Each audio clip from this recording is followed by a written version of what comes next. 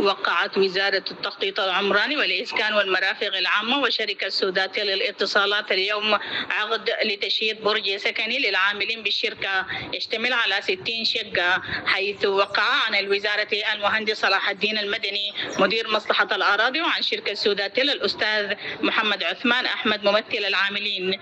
وأكد المهندس أبو بكر عبد الله وزير التخطيط العمراني أن خطط الوزارة في مجال قطاع الإسكان تهدف إلى انتهاج سياسة السكن الرأسي بهدف توفير الخدمات بصورة جيدة وتقليل التكلفة وتأمين سكن مريح ومستقر للمواطنين. كما أشار وزير التخطيط العمراني إلى ضرورة التزام الشركة ببنود العقد والإسراع في تنفيذ البرج السكني حتى يكون نموذج تحتذي به الشركات الأخرى الراغبة في مثل هذه المشروعات.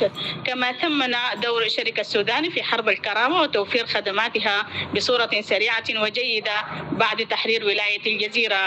كما أكد المهندس صلاح الدين المدني مدير مصلحة الأراضي بولاية الجزيرة أن المشروع يعتبر النواة الأولى لمشروع الإسكان الرأسي، وأضاف أن مصلحة الأراضي لديها قناعات بالشراكات الذكية مع الشركات والمؤسسات لتنمية وتطوير القطاع السكني. وأضاف أن الشراكات تعتبر مسؤولية اجتماعية مشتركة بين الوزارة والجهات المستفيدة من المشاريع السكنية. من جانبه قدم الأستاذ محمد عثمان أحمد ممثل العاملين بالشركة شكره وتقديره لوزارة التخطيط العمراني ومصلحة الأراضي لما قدموه من تسهيلات لتوقيع العقد، مؤكدا على العمل الجاد في تنفيذ المشروع السكني للعاملين بالشركة وفق الشروط وفي المدة الزمنية المحددة.